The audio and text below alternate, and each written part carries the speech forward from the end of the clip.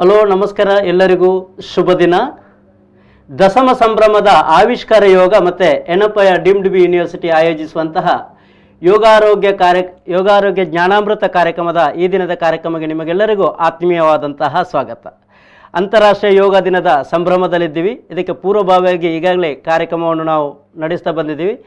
ಇವತ್ತಿನ ಕಾರ್ಯಕ್ರಮದ ವಿಶೇಷತೆ ಸ್ವಚ್ಛತೆ, ಆರೋಗ್ಯ ಮತ್ತು ಯೋಗ. ಈ ವಿಚಾರದ ಬಗ್ಗೆ ಇವತ್ತಿಗೆ ನಾವು ಸಾಧಕರೊಟ್ಟಿಗೆ ಸಂವಾದ ಮಾಡಲಿಕ್ಕಿದ್ದೀವಿ. ಯಾಕೆಂತ ಹೇಳಿದರೆ ಸ್ವಚ್ಛತಾ ಕ್ಷೇತ್ರದಲ್ಲಿ ಉನ್ನತವಾದಂತಹ ಜ್ಞಾನ ಮತ್ತು ಮಾರ್ಗದರ್ಶನ ನೀಡಿರುವಂತಹ ನಮ್ಮೊಟ್ಟಿಗಿರುವಂತಹ ಅತಿಥಿಯಾಗಿರುವಂಥ ಸ್ವಾಮಿ ಏಕಗವ್ಯಾನಂದ ಸ್ವಾಮೀಜಿ ರಾಮಕೃಷ್ಣ ಮಠ ಅವರನ್ನು ಈ ಕಾರ್ಯಕ್ರಮಕ್ಕೆ ನಾನು ಹೃತ್ಪೂರ್ವಕವಾಗಿ ಸ್ವಾಗತಿಸ್ತಾ ಇದ್ದೀನಿ ಸರ್. ನಮಸ್ಕಾರ. ನಮ್ಮ ಆವಿಷ್ಕಾರ ಯೋಗ ದಶಮ ಸಂಭ್ರಮದಲ್ಲಿದೆ. ನಾವು 21 ದಿವಸದ ಈ ಜ್ಞಾನಾಮೃತ ಕಾರ್ಯಕ್ರಮವನ್ನು ಆಯೋಜನೆ ಮಾಡಿದ್ದೀವಿ. ನಿಜವಾಗಲೂ ಇವತ್ತು ನಮಗೆ ತುಂಬ ಉನ್ನತವಾದಂತಹ ಅನುಭವ ಸಿಗುವಂತಹ ಒಂದು ದಿನ. ಯಾಕೆಂತ ಹೇಳಿದರೆ ರಾಮಕೃಷ್ಣ ಮಠ ಅನ್ನುವಂಥ ಹೆಸರೇ ಯೋಗ ಸಾಧಕರಿಗೆ, ಯೋಗದ ಅಭ್ಯಾಸಿಗಳಿಗೆ ಉನ್ನತವಾದಂತಹ ಒಂದು ಸಂಸ್ಥೆ. ಆ ಪರಂಪರೆಯಲ್ಲಿ ನಮಗೆ ಸಹ ಯೋಗ ವಿದ್ಯೆ ಸಿಕ್ಕಿದೆ ಅನ್ನುವಂಥದ್ದು ನಮ್ಮ ಇಂದಿನ ವಿಶೇಷ. ಈ ಕಾರ್ಯಕ್ರಮಕ್ಕೆ ಅತಿಥಿಯಾಗಿ ಆಗಮಿಸಿರುವಂಥ ಸ್ವಾಮೀಜಿಯನ್ನು ನಮ್ಮ ಆವಿಷ್ಕಾರ ಯೋಗದ ಪರವಾಗಿ ಅವರಿಗೆ ಮತ್ತೊಮ್ಮೆ ಫಲಪುಷ್ಪ ನೀಡುವುದರೊಟ್ಟಿಗೆ ಈ ಕಾರ್ಯಕ್ರಮಕ್ಕೆ ಸ್ವಾಗತಿಸ್ತಾ ಇದ್ದೀನಿ. ಧನ್ಯವಾದ. ನಾವು ನೇರವಾಗಿ ಕಾರ್ಯಕ್ರಮದ ಕಡೆ ಗಮನ ಕೊಡುವ. ಯಾಕೆಂತ ಹೇಳಿದರೆ ಇವತ್ತಿನ ಅವಧಿಯಲ್ಲಿ ನಾವು ತುಂಬಾ ವಿಚಾರಗಳು ವಿಮರ್ಶೆ ಮಾಡಲಿಕ್ಕಿದೆ. ನಾನು ಸ್ವಾಮೀಜಿ ಹತ್ರ ಮೊದಲನೇದಾಗಿ ಕೇಳುವಂತಹ ಒಂದು ಮಾತು ಅಂತ ಹೇಳಿದರೆ, ಸ್ವಚ್ಛತೆ ಅನ್ನುವಂಥದ್ದು ಇವತ್ತಿನ ವಿಶೇಷತೆಯಲ್ಲಿ ನಾವು ಮಾತನಾಡಬೇಕಾದ ವಿಷಯ. ಯೋಗಕ್ಕೂ ಸ್ವಚ್ಛತೆಗೂ ಯಾವ ರೀತಿಯ ಸಂಬಂಧ ಇದೆ ಅನ್ನುವಂಥದ್ದು ನಿಮ್ಮ ಮಾತಿನಲ್ಲಿ ನಾವು ಕೇಳೋದಾದರೆ. ಎಲ್ಲರಿಗೂ ನಮಸ್ಕಾರ. ಅಂತಾರಾಷ್ಟ್ರೀಯ ಯೋಗ ದಿನ ಹತ್ತಿರ ಬರ್ತಾ ಇದೆ. ಹೌದು. ಅದರ ಪ್ರಯುಕ್ತ ಆವಿಷ್ಕಾರ ಯೋಗ 10ನೇ ವರ್ಷದ ಒಂದು ಸಂಭ್ರಮದಲ್ಲಿ ಕೂಡ ಇದೆ. ಆ ಪ್ರಯುಕ್ತ ಇವತ್ತಿನ ಈ ಯೋಗ ಜ್ಞಾನಾಮೃತ ಕಾರ್ಯಕ್ರಮ ಕಳೆದ ಕೆಲವು ದಿನಗಳಿಂದ ನಡ್ಕೊಂಡು ಬರ್ತಾ ಇರೋದು ಬಹಳ ಸಂತೋಷ. ಯೋಗಕ್ಕೂ ಸ್ವಚ್ಛತೆಗೂ ನೇರವಾದ ಸಂಬಂಧ ಇಲ್ಲದಿದ್ದರೂ ಕೂಡ ಸ್ವಚ್ಛತೆ ನಮ್ಮ ಎಲ್ಲರ ಜೀವನದಲ್ಲೂ ಆರೋಗ್ಯವನ್ನು ಕಾಪಾಡಿಕೊಳ್ಳಲು ಅತ್ಯಂತ ಪ್ರಮುಖವಾದಂಥದ್ದು. ಯೋಗದಿಂದ ಕೂಡ ಸ್ವಸ್ಥ ಮನಸ್ಸು ಮತ್ತು ಸ್ವಸ್ಥ ಆರೋಗ್ಯ, ಆ ಸ್ವಚ್ಛತೆಯಿಂದ ಕೂಡ ನಮಗೆ ಒಳ್ಳೆಯ ಸ್ವಾಸ್ಥ್ಯ ಸಿಗ್ತದೆ, ಸ್ವಸ್ಥ ಮನಸ್ಸು ಸ್ವಸ್ಥ ಶರೀರ ಸಿಗ್ತದೆ.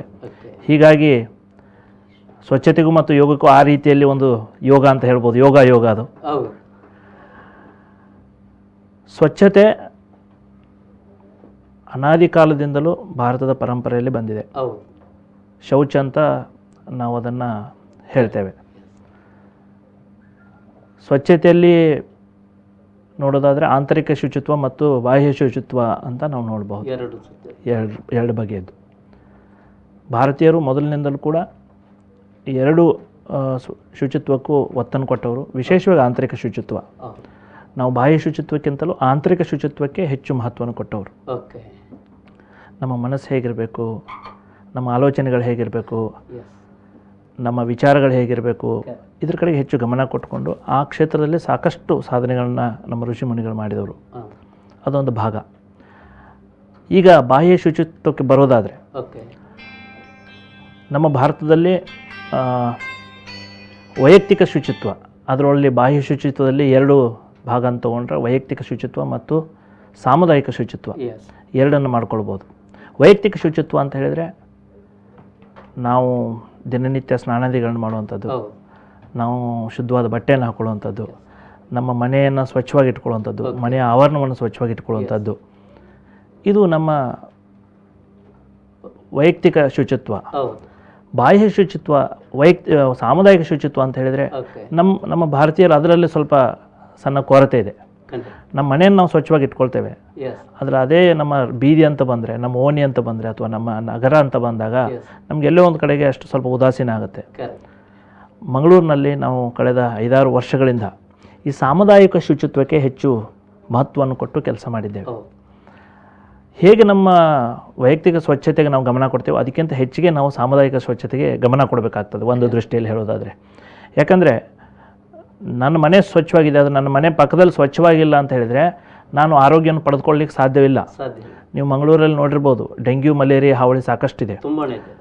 ಹೇಗೆ ಬರುತ್ತಂದರೆ ನನ್ನ ಮನೆಯಲ್ಲಿ ನೀರು ನಿಲ್ಲೋದಿಲ್ಲ, ನನ್ನ ಮನೆ ಆವರಣದಲ್ಲಿ ಸೊಳ್ಳೆ ಉತ್ಪತ್ತಿ ಆಗದಿದ್ರೂ ಕೂಡ ಪಕ್ಕದವರು ಅಥವಾ ಬೇರೆದವರು ಸ್ವಲ್ಪ ದೂರ ಹೋದರೆ ಒಂದು 500 ಮೀಟ್ರ್ 1000 ಮೀಟ್ರ್ 1 ಕಿಲೋಮೀಟರ್ ರೇಂಜಲ್ಲಿ ಎಲ್ಲಾದರೂ ಅದಿದ್ರೂ ಕೂಡ ಸೊಳ್ಳೆ ಉತ್ಪತ್ತಿಯಾಗಿ ನಿಮಗೆ ಬಂದು ಕಚ್ಚೋದ್ರಿಂದ ನಿಮಗೆ ಡೆಂಗ್ಯೂ ಮಲೇರಿಯಾ ಬರುತ್ತೆ, ನಿಮಗೆ ಅನಾರೋಗ್ಯಕ್ಕೆ ತುತ್ತಾಗ್ತೀರ. ಹೀಗಾಗಿ ಸಾಮುದಾಯಿಕ ಶುಚಿತ್ವ ಅನ್ನುವಂಥದ್ದು ನಮ್ಮ ಆರೋಗ್ಯದಲ್ಲಿ ಬಹಳಷ್ಟು ಪ್ರಮುಖ ಪಾತ್ರವನ್ನು ವಹಿಸ್ತದೆ.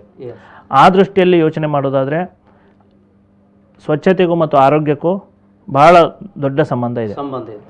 ನಾವು ಸ್ವಚ್ಛತೆಯನ್ನು ಕಾಪಾಡಿಕೊಳ್ಳೋದ್ರ ಮೂಲಕ ಸಾಕಷ್ಟು ನಾವು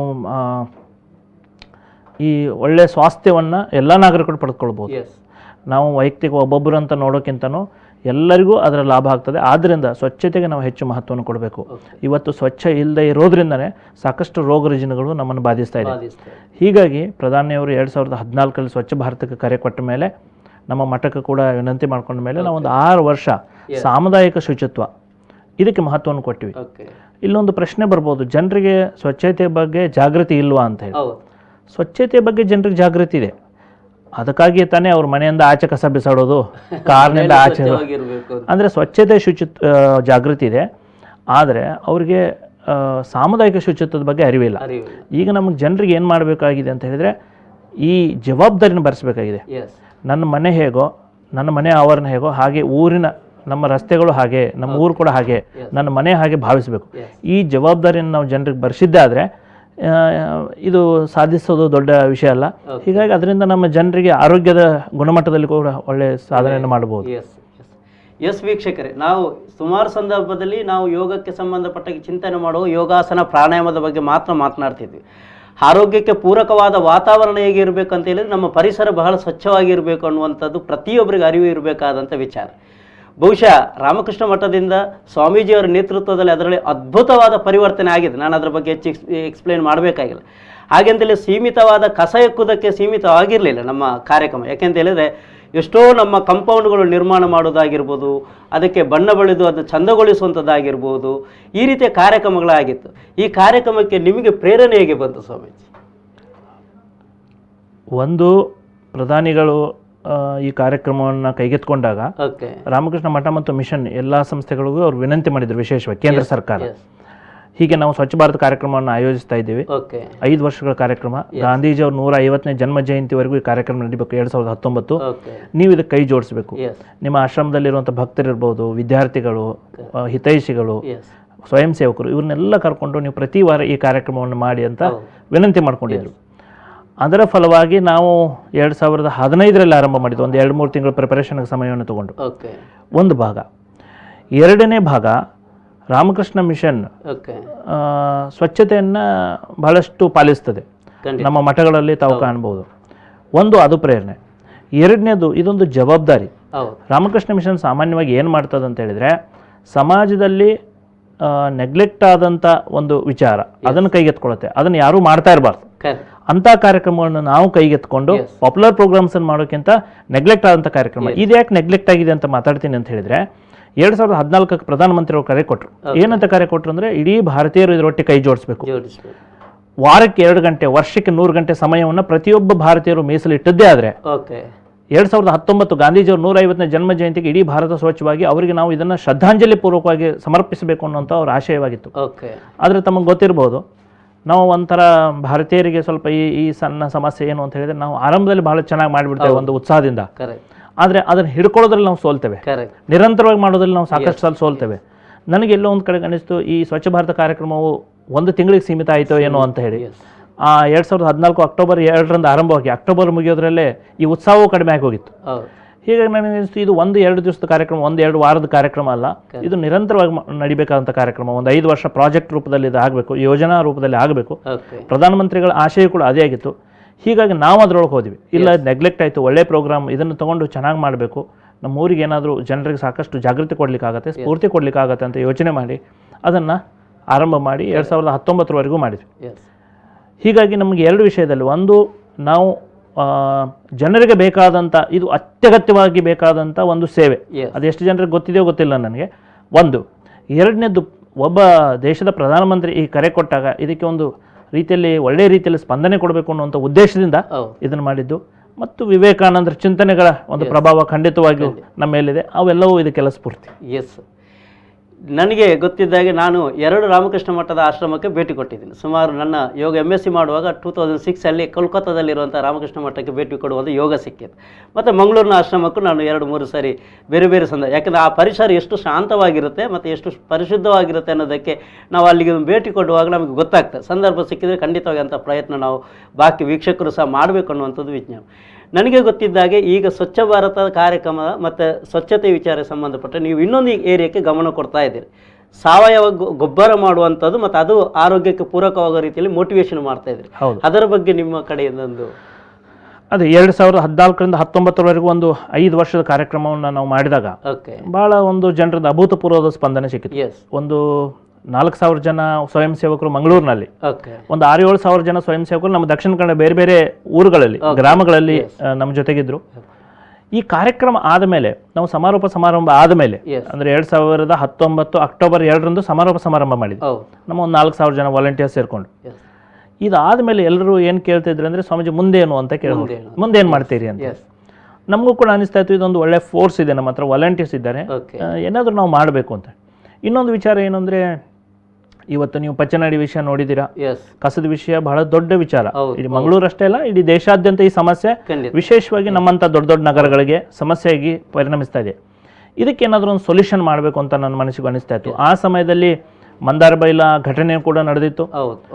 ಆಮೇಲೆ ಸರಿಯಾಗಿ ವ್ಯವಸ್ಥೆ ಆಗ್ತಾ ಇರಲಿಲ್ಲ. ನಾವು ಜನರ ಬಳಿಗೆ ನಿತ್ಯವೂ ನಮ್ಮ ವಾಲಂಟಿಯರ್ಸ್ ಕಾರ್ಯಕ್ರಮ ಮಾಡಿದ್ದಾರೆ.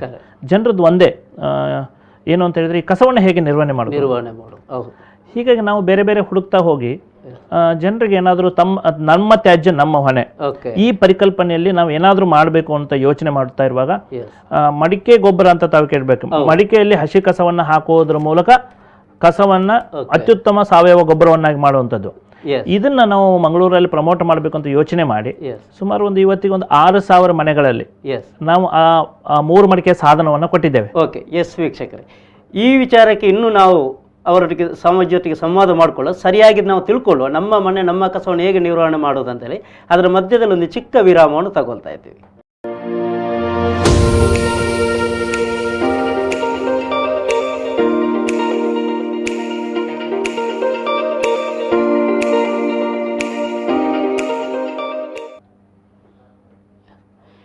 ವೀಕ್ಷಕರು, ಸ್ವಾಮೀಜಿ ಹತ್ರ ನಾವು ಮಾತುಕತೆಯನ್ನು ಮುಂದುವರಿಸುವ. ಸ್ವಾಮೀಜಿ, ನಮ್ಮ ಮನೆ ನಮ್ಮ ಕಸ ಅನ್ನೋದು ನಿರ್ವಹಣೆ ಬಗ್ಗೆ ಮಾತನಾಡ್ತಿದ್ರಿ, ಅದನ್ನು ಅದೇ 3 ಮಡಿಕೆ 1 ಸಾಧನ ಅಂತ ಹೇಳಿ ಮಂಗಳೂರಿನಲ್ಲಿ ನಾವು ಒಂದು 6,000 ಮನೆಗಳಿಗೆ ಅದನ್ನು ಈಗಾಗಲೇ ವಿತರಿಸಿದ್ದೇವೆ. ಈ ಅಭಿಯಾನದಲ್ಲಿ ಒಂದು ವಿಶೇಷ ಏನು ಅಂದರೆ, ನಮ್ಮ ತ್ಯಾಜ್ಯ ನಮ್ಮ ಹೊಣೆ, ಈ ಒಂದು ಪರಿಕಲ್ಪನೆಯಲ್ಲಿ ನಾವೀಗೇನು ಮಾಡ್ತೀವಿ ಅಂತ ಹೇಳಿದ್ರೆ, ನಮ್ಮ ಕಸ ಅಂತ ಹೇಳಿದ್ರೆ ಅದನ್ನು ಕಾರ್ಪೊರೇಷನ್ ತೊಗೊಂಡು ಹೋಗಬೇಕು, ಸರ್ಕಾರಿ ಜವಾಬ್ದಾರಿ ಅಂತ ನಮ್ಮ ಮನಸ್ಸಿಗಿದೆ. ಆದರೆ ಅಲ್ಲಿ ಏನಾಗ್ತಾ ಇದೆ ಅಂದರೆ, ನಿಮಗೆ ಗೊತ್ತಿರ್ಬೋದು, ಇದನ್ನು ತೆಗೆದುಕೊಂಡು ಹೋಗೋದು, ಒಂದು ಕಡೆ ಹೋಗೋದು, ಇನ್ನು ಅಲ್ಲಿ ಡಂಪ್ ಮಾಡೋದು, ಅಲ್ಲಿ ಜನರ ಮೇಲೆ ಅದರ ಪ್ರಭಾವ, ವಾತಾವರಣದ ಮೇಲೆ ಪ್ರಭಾವ, ಇಡೀ ಪರಿಸರ ನಾಶ ಆಗ್ತಾ ಇದೆ. ಹೀಗಾಗಿ ಇದಕ್ಕೊಂದು ಸೊಲ್ಯೂಷನ್ ಏನು ಅಂತಂದರೆ, ನಮ್ಮ ಕಸವನ್ನು ನಾವೇ ನಿರ್ವಹಣೆ ಮಾಡ್ಕೊಳ್ಬೋದು. ಇಲ್ಲಿವರೆಗೂ ಈ ಪರಿಕಲ್ಪನೆ ಅಷ್ಟೊಂದಾಗಿರಲಿಲ್ಲ. ನಮ್ಮ ಕಸವನ್ನು ಬೇರೆದವ್ರು ನಿರ್ವಹಣೆ ಮಾಡಬೇಕು ಅಂತ ಇತ್ತು. ಆದರೆ ನಮ್ಮ ಕಸವನ್ನು ನಾವೇ ನಿರ್ವಹಣೆ ಮಾಡ್ಕೊಳ್ಬಹುದು ಅನ್ನುವಂಥ ಕಲ್ಪನೆಯನ್ನು ಜನರ ಮನಸ್ಸಲ್ಲಿ ಬೆತ್ತಬೇಕು ಅನ್ನೋ ದೃಷ್ಟಿಯಿಂದ ಅದನ್ನು ಡಿಸ್ಟ್ರಿಬ್ಯೂಟ್ ಮಾಡಿದ್ವಿ. ಅದು ತುಂಬ ಅತ್ಯಂತ ಸರಳವಾದಂಥ ಒಂದು ಇದನ್ನದು ಒಂದು ಮೆಕ್ಯಾನಿಸಮ್. ಅದು ನಮ್ಮ ಮನೆ ಕಸ ಏನು ಬರುತ್ತೆ, ಸುಮಾರು ಒಂದು 30 ಸೆಕೆಂಡ್ ಬೇಕಾಗತ್ತೆ ಅದನ್ನು ನಿರ್ವಹಣೆ ಮಾಡ್ಲಿಕ್ಕೆ. ದಿನ ನಿಮ್ಮ ಮನೆ ಕಸವನ್ನು ಅದನ್ನು ಕಸ ಹಾಕೋದು ಮತ್ತು ತೆಂಗಿನಾರು ಹಾಕೋದು ಅಷ್ಟೇ. ಪ್ರತಿ ದಿವಸ ಮಡಿಕೆಯಲ್ಲಿ ಹಾಕ್ತಾ ಹೋಗೋದು. ತುಂಬಿದ ಮೇಲೆ ಆ ಮಧ್ಯದಲ್ಲಿ ಒಂದು ಮಡಿಕೆ ಇರುತ್ತೆ, ಒಟ್ಟು 3 ಇರುತ್ತೆ. ಮಧ್ಯದ ಮೇಲೆ ಇಡಬೇಕು, ಅದೇ ರೀತಿ ಮಾಡ್ತಾ ಹೋಗ್ಬೇಕು. ಇವೆರಡು ತುಂಬಿದ ಮೇಲೆ ಕೆಳಗಿಂದ ಮತ್ತೆ ಮೇಲೆ ಇಡಬೇಕು. ಈ ರೀತಿ ಮಾಡ್ತಾ ಹೋದಾಗ ನಿಮಗೆ ಎವ್ರಿ 10-15 ಡೇಸ್ ಒಂದ್ಸಲ ನಿಮಗೆ ಸಾವಯವ ಗೊಬ್ಬರ ಸಿಗ್ತದೆ. ಆ ಗೊಬ್ಬರ ಹೇಗಾಗುತ್ತೆ ಅಂತ ಕೆಲವೊಂದು ಆಶ್ಚರ್ಯ ಆಗ್ಬೋದು. ಅದ್ರೊಳಗೆ ಒಂದು ಬ್ಲಾಕ್ ಸೋಲ್ಜರ್ ಅಂತ ಒಂದು ಫ್ಲೈ ಆಗುತ್ತೆ, ಹುಳ ಆಗುತ್ತೆ, ಅದು ತಿಂದು ಡಿಕಂಪೋಸ್ ಮಾಡುತ್ತೆ. ಆ ಹುಳ ಏನೂ ಮಾಡೋದಿಲ್ಲ. ಮತ್ತೆ ಜನರಿಗೆ ಸಾಮಾನ್ಯವಾಗಿ ಏನು ಪ್ರಶ್ನೆ ಬರುತ್ತೆ ಅಂತ ಹೇಳಿದ್ರೆ, ಇದ್ರ ವಾಸನೆ ಬರುತ್ತೆ ಅಂತ. ಅದ್ರೊಳಗೆ ಏನು ವಾಸನೆ ಏನು ಬರೋದಿಲ್ಲ, ಅಂದ್ರೆ ನಿಮ್ಮ ಗಮನಕ್ಕೆ ಬರೋಷ್ಟು ವಾಸನೆ ಬರಲ್ಲ. ಆದ್ರೆ ಅದು ಓಪನ್ ಮಾಡಿದಾಗ ನೀವು ವಾಸನೆ ಬರತ್ತಾ ಅಂತ ನೋಡಿದ್ರೆ ಒಂದ್ ಸ್ವಲ್ಪ ಬರಬಹುದು ಅಷ್ಟೇ. ಬಟ್ ನಿಮ್ಮ ಅದ ಸಾಮಾನ್ಯ ದಿನನಿತ್ಯದ ಇದ್ರೊಳಗೆಲ್ಲ ಅದೇನು ತೊಂದರೆ ಕೊಡೋದಿಲ್ಲ. ಇದು ಈಗಾಗಲೇ ಒಂದು 6,000 ಮನೆಗಳು ಕೊಟ್ಟಿದ್ದೇವೆ. ಒಂದು 5,000 ಮನೆಗಳು ತುಂಬಾ ಸಕ್ಸಸ್ಫುಲ್ ಆಗಿ ನಡೀತಾ ಇದೆ, ಚೆನ್ನಾಗಿ ನಡೀತಾ ಇದೆ. ಅದನ್ನು ನಾವು ಹೆಚ್ಚು ಪ್ರಮೋಟ್ ಮಾಡಿದ್ವಿ. ಇನ್ನು ಉಳಿದಾಗ ಒಣ ಕಸ ಏನ್ ಮಾಡ್ಬೋದು ಅಂತ, ತಿಂಗಳಿಗೆ ಒಂದ್ಸಲ ನೀವು ಕಲೆಕ್ಷನ್ ಮಾಡಿಡಿ, ತಿಂಗಳಿಗೆ ಒಂದ್ಸಲ ಯಾರಿಗಾದ್ರೂ ಸೇಲ್ ಮಾಡಿದ್ರೆ ಅದನ್ನ ಮಾರಾಟ ಕೂಡ ಆಗ್ತದೆ. ಹೀಗಾಗಿ ಕಸ ಅನ್ನುವಂಥದ್ದು ಕಸ ಅಲ್ಲ, ಅದು ಸಂಪನ್ಮೂಲ ಅನ್ನೋ ದೃಷ್ಟಿಯಿಂದ ನಾವು ಯೋಚನೆ ಮಾಡಿದ್ವಿ. ಇದು ಆದ ಮೇಲೆನೆ ತಕ್ಷಣ ವಾಲಂಟಿಯರ್ಸ್, ನಮ್ಮ ಇಂಟ್ರೆಸ್ಟೆಡ್ ಒಂದಷ್ಟು ಜನ ವಾಲಂಟಿಯರ್ಸ್ ಇದ್ರು, ಅವ್ರನ್ನ ತಗೊಂಡು ಮಂಗಳ ಸಂಪನ್ಮೂಲ ಸಂಸ್ಥೆ ಅಂತ ನಿರ್ವಹಣಾ ಸಂಸ್ಥೆ ಅಂತ ಮಾಡಿದ್ದೇವೆ. ಮಂಗಳ ರಿಸೋರ್ಸ್ ಮ್ಯಾನೇಜ್ಮೆಂಟ್ ಅಂತ ಮಾಡಿ ಈ ಕಸವನ್ನು ಹೇಗೆ ನಾವು ವೈಜ್ಞಾನಿಕವಾಗಿ ನಿರ್ವಹಣೆ ಮಾಡ್ಬೋದು, ನಗರ ಪಾಲಿಕೆಗಳಿಗಿರ್ಬೋದು, ಪಂಚಾಯತಿಗಳಿರ್ಬೋದು, ಒಂದು ಮೆಕ್ಯಾನಿಸಮ್ ಅನ್ನು ತಯಾರು ಮಾಡಿಕೊಡ್ಬೇಕು ಅಂತ ಸ್ಟಾರ್ಟ್ಅಪ್ ಅನ್ನು ಆರಂಭ ಮಾಡಿದ್ವಿ. ಈಗಾಗಲೇ ಒಂದು 16 ಜನ ಎಂಪ್ಲಾಯೀಸ್ ಅದರೊಳಗಿದ್ದಾರೆ. ಕಳೆದ 1.5 ವರ್ಷಗಳಿಂದ ಬಹಳ ಅದ್ಭುತವಾಗಿ ನಡೀತಾ ಇದೆ. ಪಂಚಾಯತಿಗಳಿಗೆ, ನಗರ ಪಾಲಿಕೆಗಳಿಗೆ, ಮಹಾನಗರ ಪಾಲಿಕೆಗಳಿಗೆ ನಾವು ಸೊಲ್ಯೂಷನ್ಗಳನ್ನ ಕೊಡ್ತಾ ಇದ್ದೀವಿ. ಹಾಗೆ ಬೇರೆ ಬೇರೆ ಕ್ಯಾಂಪಸ್ಗಳು, ಉದಾಹರಣೆ ನಮ್ಮ ಉಪ್ಪಿನಂಗಡಿಯಲ್ಲಿ ಒಂದು ಸ್ವಚ್ಛ ಗ್ರಾಮ ಅಂತ ಹೇಳಿ, ತ್ಯಾಜ್ಯ ಮುಕ್ತ ಗ್ರಾಮ ಅಂತ ಅಲ್ಲಿ ಮಾಡ್ತಾ ಇದ್ದೇವೆ. ಕಟೀಲ್ ದೇವಸ್ಥಾನದಲ್ಲಿ ಮಾಡ್ತಾ ಇದ್ದೇವೆ. ಯೂನಿವರ್ಸಿಟಿಗೆ ಕೇಳಿದ್ರು ಅವ್ರಿಗೆ ಪ್ರಪೋಸಲ್ ಕೊಟ್ಟಿದ್ದೇವೆ. ನಮ್ಮ ಇಂಡಸ್ಟ್ರಿಯಲ್ ಎಸ್ಟೇಟ್ ಬೈಕಂಪಾಡಿಯಲ್ಲಿ ಪ್ರಪೋಸಲ್ ಕೊಟ್ಟಿದ್ದೇವೆ. ಮಂಗಳೂರು ಮಹಾನಗರ ಪಾಲಿಕೆ ಕೊಟ್ಟಿದ್ದೇವೆ. ಹೀಗೆ ಬೇರೆ ಬೇರೆ ಕಡೆಗೆ. ಮತ್ತೆ ಉಡುಪಿಯಲ್ಲಿ ಒಂದು MRF ಅಂತ ಬರ್ತಾ ಇದೆ, ಕಾರ್ಕಳದಲ್ಲಿ ಮಟೀರಿಯಲ್ ರಿಕವರಿ ಫೆಸಿಲಿಟಿ ಅಂತ, ಅದನ್ನು ಕೂಡ ಈ ಸ್ಟಾರ್ಟ್ಅಪ್ ಮೂಲಕ ಈಗಾಗಲೇ ಅದಕ್ಕೆ ಟೆಂಡರ್ ಎಲ್ಲ ಸಿಕ್ಕಿದೆ. ಸೊ ಕಸವನ್ನ ವೈಜ್ಞಾನಿಕವಾಗಿ ಹೇಗೆ ನಿರ್ವಹಣೆ ಮಾಡಬಹುದು ಅನ್ನುವಂಥ ದೃಷ್ಟಿಯಲ್ಲಿ ಯೋಚನೆ ಮಾಡಿ ಈ ಸ್ಟಾರ್ಟ್ಅಪ್ ಅನ್ನು ಆರಂಭ ಮಾಡಿದ್ವಿ. ಆ ಸ್ಟಾರ್ಟ್ಅಪ್ ಕೂಡ ಬಹಳ ಚೆನ್ನಾಗಿ ನಡೀತಾ ಇದೆ. ಸೊ ಕಸಕ್ಕೆ ಒಂದು ತಾರ್ಕಿಕ ಅಂತ್ಯ. ಈ ಕಸ ಅನ್ನುವಂಥದ್ದು ಕಸ ಅಲ್ಲ, ಅದು ಸಂಪನ್ಮೂಲವಾಗಿ ಹೇಗೆ ಕನ್ವರ್ಟ್ ಮಾಡಬಹುದು. ಇವತ್ತು ನಮ್ಗೆ ಏನಾಗಿದೆ ಅಂದ್ರೆ ಭಾರ ಆಗಿದೆ. ಉದಾಹರಣೆಗೆ ನಗರ ಪಾಲಿಕೆಗಳಿಗೆ ಅಭಿವೃದ್ಧಿಗಿಂತ ಹೆಚ್ಚಿಗೆ ಸಮಸ್ಯೆ ಕೊಡ್ತಾ ಇರೋದು ಈ ತ್ಯಾಜ್ಯ ಅನ್ನೋದು. ಆದ್ರೆ ನಾವು ಹೇಳ್ತಾ ಇದ್ವಿ, ತ್ಯಾಜ್ಯದಿಂದ ನೀವು ಆದಾಯವನ್ನು ಗಳಿಸಬಹುದು. ಯಾವುದೇ ಒಂದು ನಗರ ಪಾಲಿಕೆ, ಮಹಾನಗರ ಪಾಲಿಕೆಗಳು, ಪಂಚಾಯಿತಿಗಳು ಅಂತ ಒಂದು ಕಾನ್ಸೆಪ್ಟ್ ಅನ್ನು ನಾವು ಪ್ರಮೋಟ್ ಮಾಡ್ತಾ ಇದ್ದೀವಿ. ಇದು ನಿಜವಾಗಿಯೂ ಸ್ವಚ್ಛ ಭಾರತಕ್ಕೆ ಹೆಚ್ಚು ಪೂರಕವಾದಂಥ ಕಾರ್ಯಕ್ರಮ ಅಂತ ಹೇಳಿ ಈಗ ಮುಂದುವರೆದ ಕಾರ್ಯಕ್ರಮಗಳನ್ನು ನಾವು ಮಾಡ್ತಾ ಇದ್ದೇವೆ. ಮತ್ತೆ ಇಂಡಿವಿಜುವಲ್ ಲೆವೆಲಲ್ಲಿ ಕೂಡ ಅದನ್ನು ಪ್ರಮೋಟ್ ಮಾಡ್ತಾ ಇದ್ದೇವೆ. ನಮ್ಮ ತ್ಯಾಜ್ಯ ನಮ್ಮ ಹೊಣೆ ದೃಷ್ಟಿಯಲ್ಲಿ ಪಾಟ್ಗಳನ್ನು ಈಗೂ ಕೂಡ ನಾವು ಡಿಸ್ಟ್ರಿಬ್ಯೂಟ್ ಮಾಡ್ತಾ ಇದ್ದೇವೆ. ಎಸ್ ವೀಕ್ಷಕರೇ, ಆರೋಗ್ಯ ಅಂತ ಹೇಳಿದರೆ ನಾನು ಯಾವಾಗಲೂ ಹೇಳೋದುಂಟು, ಈ ರೀತಿ ಹೊಸ ಚಿಂತನೆಗಳು ಬರ್ತಾ ಇದ್ದರೆ ಅದಕ್ಕೆ ಕಾರ್ಯಪ್ರವೃತ್ತರಾದರೆ ಆರೋಗ್ಯದ ಒಂದು ಒಳ್ಳೆಯ ಲಕ್ಷಣ ಅನ್ನುವಂಥದ್ದು ನಾವು ಯಾವಾಗಲೂ ತಿಳ್ಕೊಳ್ಬೇಕು. ನಾವು ನಿಷ್ಕ್ರಿಯವಾಗಿರ್ತೀವಿ, ನಮಗೆ ಹೊಸ ಹೊಸ ಕಾನ್ಸೆಪ್ಟ್ಗಳೇ ಬರೋದಿಲ್ಲ. ಬಹುಶಃ ಇದೊಂದು ಅದ್ಭುತವಾದ ಕಾನ್ಸೆಪ್ಟು, ನಾವು ಖಂಡಿತವಾಗಿ ಸದುಪಯೋಗ ಪಡ್ಕೊಳ್ಬೇಕು ಮುಂದಿನ ದಿನದಲ್ಲಿ ಅಂತ ಹೇಳ್ತಾ, ಈಗಾಗಲೇ ಸ್ವಾಮೀಜಿಯವರ ನೇತೃತ್ವದಲ್ಲಿ ಮತ್ತು ರಾಮಕೃಷ್ಣ ಮಠದಲ್ಲಿ ಹಲವಾರು ಇದಕ್ಕೆ ಸಂಬಂಧಪಟ್ಟ ಕಾರ್ಯವಾಗಿದೆ. ನಾನು ಯಾವಾಗಲೂ ಹೇಳೋದುಂಟು, ಯೋಗ ಅಂತ ಹೇಳಿದರೆ ನಾವು ಮಾಡುವ ಯೋಗಾಸನ ಸೀಮಿತವಲ್ಲ. ಕರ್ಮಯೋಗ ಅನ್ನುವಂಥದ್ದು ಸ್ಕೂಲ್ಸ್ ಆಫ್ ಯೋಗದೊಂದು ಭಾಗ. ಭಕ್ತಿಯೋಗ, ರಾಜಯೋಗ, ಕರ್ಮಯೋಗ, ಜ್ಞಾನಯೋಗ ಅಂತೇಳಿ ಇದು ಕರ್ಮಯೋಗದ ಒಂದು ಭಾಗವಾಗಿ ಯಾವುದೇ ರೀತಿಯ ಪ್ರತಿಫಲ ಅಪೇಕ್ಷೆ ಇಲ್ಲದೆ ಮಾಡ್ತಿರೋದು ಕಾರ್ಯ. ಸ್ವಾಮೀಜಿ, ನಿಮ್ಮ ಕಡೆಯಿಂದಲೇ ಹೇಳಿ, ಇಷ್ಟು ದೊಡ್ಡ ಪ್ರಾಜೆಕ್ಟ್ಗಳಿಗೆ ಯಾವ ರೀತಿ ಆರ್ಥಿಕ ಸಹಾಯ ಬಂತು ಮತ್ತು ಯಾವ ರೀತಿ ಇದನ್ನು ಕರ್ಮಯೋಗವಾಗಿ ಜನ ಸ್ವೀಕರಿಸಬೇಕು? ಭಾಳ ಸ್ವಲ್ಪ ಫಿಲಾಸಫಿಕಲ್ ಪ್ರಶ್ನೆನ ನೀವು ಕೇಳಿದ್ದೀರಾ. ಹೌದು. ಅದು ಎಷ್ಟು ಜನರಿಗೆ ಕರ್ಮಯೋಗದ ಇದನ್ನು ಅರ್ಥ ಆಗುತ್ತೋ ಗೊತ್ತಿಲ್ಲ, ಬಟ್ ನಾನು ಹೇಳಲಿಕ್ಕೆ ಸ್ವಲ್ಪ ಪ್ರಯತ್ನ ಮಾಡ್ತೇನೆ. ತಾವು ಕೇಳಿದಾಗೆ ಸ್ವಾಮಿ ವಿವೇಕಾನಂದರ ಚಿಂತನೆಗಳ ಹಿನ್ನೆಲೆಯಲ್ಲಿ ನಾ ಈ ಕಾರ್ಯಕ್ರಮಗಳನ್ನು ಮಾಡಿದ್ದು. ಕರ್ಮಯೋಗದ ಬಗ್ಗೆ ನೀವು ಮಾತಾಡಿದ್ರಿ. ನಿಮ್ಗೆ ಎಲ್ಲ ಯೋಗಗಳಿಗೂ ಒಬ್ಬೊಬ್ರು ಆಚಾರ್ಯ ಸಿಗ್ತಾರೆ. ಜ್ಞಾನ ಯೋಗಕ್ಕೆ ಶಂಕರಾಚಾರ್ಯ ಸಿಗ್ತಾರೆ, ಭಕ್ತಿ ಯೋಗಕ್ಕೆ ನಾರದ ಸಿಗ್ತಾರೆ, ನಿಮ್ಮ ರಾಜಯೋಗಕ್ಕೆ ಪತಂಜಲಿ ಮಹರ್ಷಿಗಳು ಸಿಗ್ತಾರೆ. ಕರ್ಮಯೋಗಕ್ಕೆ ಯಾರು ಸಿಗೋದಿಲ್ಲ. ಅದು ಯಾರು ಅಂತ ಹೇಳಿದ್ರೆ ಸ್ವಾಮಿ ವಿವೇಕಾನಂದರು ಅಂತ ಹೇಳ್ತಾರೆ. ಸೊ ಕರ್ಮಯೋಗಕ್ಕೆ ಆಚಾರ್ಯರು ಸ್ವಾಮಿ ವಿವೇಕಾನಂದರು. ಅದ್ಭುತವಾಗಿ ಅವರು ಕೆಲಸವನ್ನ ಮಾಡಿದ್ರು. ಯಾವ ದೃಷ್ಟಿಯಿಂದ ಮಾಡಬೇಕಂತ ಹೊಸ ದೃಷ್ಟಿಕೋನವನ್ನು ಕರ್ಮಯೋಗಕ್ಕೆ ಕೊಟ್ಟವರು ಸ್ವಾಮಿ ವಿವೇಕಾನಂದರು. ಈ ಹಿಂದೆ ನೀವು ಗಮನಿಸಿರ್ಬೋದು, ಭಾರತದಲ್ಲಿ ಸನ್ಯಾಸಿಗಳು ಯಾವುದೇ ಕೆಲಸ ಕಾರ್ಯಗಳನ್ನು ಮಾಡ್ತಿರ್ಲಿಲ್ಲ. ಸ್ವಾಮಿ ವಿವೇಕಾನಂದರೇ ಪ್ರಾರಂಭ ಮಾಡಿದರು. ಸ್ವಾಮಿಗಳು ಅಥವಾ ಸನ್ಯಾಸಿಗಳು ಅಂದ್ರೆ ಏನು ಅಂತ ಹೇಳಿದ್ರೆ, ಅವರು ಅಧ್ಯಯನ ಮಾಡಬೇಕು, ತಪಸ್ಸು ಮಾಡಬೇಕು ಮತ್ತು ಪ್ರವಚನ ಮಾಡಬೇಕು, ಬಂದಂಥ ಭಕ್ತರಿಗೆ ಜ್ಞಾನ ಪ್ರಸಾರ ಮಾಡಬೇಕು ಅನ್ನೋಂಥ ಕಾನ್ಸೆಪ್ಟ್ ಇರುವಾಗ ಸ್ವಾಮಿ ವಿವೇಕಾನಂದರು ಮೊದಲ ಬಾರಿಗೆ ಸನ್ಯಾಸಿಗಳಿಗೆ ಏನು ಕರೆ ಕೊಟ್ಟರು ಅಂದರೆ, ನೀವು ಜನಸೇವೆ ಮಾಡಬೇಕು, ಅಂದರೆ ಕೆಲಸದ ಮೂಲಕ ಅಥವಾ ಕರ್ಮದ ಮೂಲಕವೂ ಕೂಡ ಭಗವಂತನನ್ನು ತಲುಪಲಿಕ್ಕೆ ಸಾಧ್ಯ ಇದೆ ಅನ್ನೋ ದೃಷ್ಟಿಯಲ್ಲಿ 1897ರಲ್ಲಿ ರಾಮಕೃಷ್ಣ ಮಿಷನ್ ಆರಂಭ ಮಾಡಿದಾಗ ಅವರೊಂದು ನಮ್ಮ ಧ್ಯೇಯ ವಾಕ್ಯ ಅಥವಾ ನಮ್ಮ ಮೋಟೋ ಅಂತ ಹೇಳ್ಬೋದು, ಏನು ಅಂತ ಹೇಳಿದ್ರೆ, ಆತ್ಮನ ಮೋಕ್ಷಾರ್ಥಂ ಜಗದ್ಹಿತಾಯಚ, ಆತ್ಮ ಸಾಕ್ಷಾತ್ಕಾರ ಮತ್ತು ಜಗತ್ತಿನ ಹಿತ ಎರಡು ಒಟ್ಟೊಟ್ಟಿಗೆ ಹೋಗಬೇಕು ಅನ್ನುವಂಥದ್ದು ಸ್ವಾಮಿ ವಿವೇಕಾನಂದರ ಪರಿಕಲ್ಪನೆ. ಆ ಹಿನ್ನೆಲೆಯಲ್ಲಿ ರಾಮಕೃಷ್ಣ ಮಿಷನದಲ್ಲಿ ಸೇವಾ ಚಟುವಟಿಕೆಗಳಿಗೆ ತುಂಬ ಮಹತ್ವವನ್ನು ನಾವು ಕೊಡ್ತೇವೆ. ಸೇವೆಯ ಮೂಲಕ ಹೇಗೆ ನಾವು ಭಗವಂತನನ್ನು ಕಾಣುವುದು ಅಂತೇಳಿ. ಹೀಗಾಗಿ ಇದು ಒಂದು ಕರ್ಮಯೋಗದ ಒಂದು ದೊಡ್ಡ ಒಂದು ನಮ್ಮ ಸಂಸ್ಥೆ. ಕರ್ಮಯೋಗನ ಹೇಗೆ ಮಾಡಬಹುದು, ಕೆಲಸವನ್ನು ಯಾವ ದೃಷ್ಟಿಯಿಂದ ಮಾಡಬೇಕು ಅಂತ. ಈಗ ಸ್ವಚ್ಛ ಭಾರತ ಅಭಿಯಾನಕ್ಕೆ ನಾವು ಬರೋದಾದ್ರೆ ಕರ್ಮವನ್ನು ಹೇಗೆ ಮಾಡಬೇಕು, ನಮ್ಮ ಸ್ವಾಮೀಜಿಯವರೊಬ್ಬರು ಬಹಳ ಒಂದು ಸುಂದರವಾಗಿ ಅತ್ಯಂತ ಸಂಕ್ಷಿಪ್ತವಾಗಿ ಪ್ರಾಸಬದ್ಧವಾಗಿ ಹೇಳೋರು. ಹೆಚ್ಚು ಕೆಲಸವನ್ನು ಕಡಿಮೆ ಸಮಯದಲ್ಲಿ ಗೊಣಗುಟ್ಟದೆ ಮಾಡಿ ಮುಗಿಸುವುದು, ಇದು ಕರ್ಮಯೋಗ ಸಿದ್ಧಾಂತ ಅಂತ ಹೇಳೋರು. ಹೆಚ್ಚು ಕೆಲಸ ಮಾಡಬೇಕು, ಕಡಿಮೆ ಸಮಯದಲ್ಲಿ ಮಾಡಬೇಕು, ಅಚ್ಚುಕಟ್ಟಾಗಿ ಮಾಡಬೇಕು, ಗೊಣಗುಟ್ಟದೆ ಮಾಡಬೇಕು, ಮತ್ತೆ ಮಾಡಿ ಮುಗಿಸಬೇಕು, ಫಿನಿಶ್ ಮಾಡಬೇಕು. ಸೊ ಇದು ಕರ್ಮಯೋಗ ಸಿದ್ಧಾಂತ. ಇಲ್ಲಿ ಕರ್ಮಯೋಗದಲ್ಲಿ ಕೃಷ್ಣ ಹೇಳೋ ಹಾಗೆ ಇಡೀ ಭಗವದ್ಗೀತೆ ನೀವು ಸಾರ ಅಂತಾನೆ ತಗೊಳ್ಬೋದೋ ಏನೋ. ಯೋಗ ಕರ್ಮಸು ಕೌಶಲಂ, ಖಂಡಿತ ಕರ್ಮದಲ್ಲಿ ಕುಶಲತೆ ಯೋಗ ಅಂತ ಹೇಳಿ ನೀವು ಎಷ್ಟು ಚೆನ್ನಾಗಿ ಆ ಕೆಲಸವನ್ನು ಮಾಡ್ತೀರಿ ಅಂತ. ಕೆಲಸ ಹೇಗೆ ಮಾಡಬೇಕು ಅಂತ ಕರ್ಮಯೋಗದಲ್ಲಿದೆ, ಹೇಗೆ ಯಾವ ಭಾವದಿಂದ ನೀವು ಕರ್ಮ ಮಾಡಬೇಕು ಅಂತ. ನಾವು ಕೆಲಸವನ್ನ ಮಾಡ್ತೇವೆ, ಅದು ನಮ್ದು ಕರ್ಮ ಯೋಗ ಆಗಿರೋದಿಲ್ಲ. ಹೌದು. ಈ ಕರ್ಮ ಯೋಗ ಆಗಬೇಕು ಅಂತ ಹೇಳಿದ್ರೆ ನಮ್ಮಲ್ಲಿ ನಿಸ್ವಾರ್ಥತೆ ಇರಬೇಕು, ಎಸ್ ಅದ್ರ ಬಗ್ಗೆ ಪ್ರೀತಿ ಇರಬೇಕು, ಎಸ್ ಕಾಳಜಿ ಇರಬೇಕು, ಓಕೆ ಅದರಿಂದ ಇನ್ನೊಬ್ರಿಗೆ ಉಪಕಾರ ಆಗಬೇಕು, ಎಸ್ ನಾವು ಗೊಣಗುಟ್ಟಬಾರ್ದು.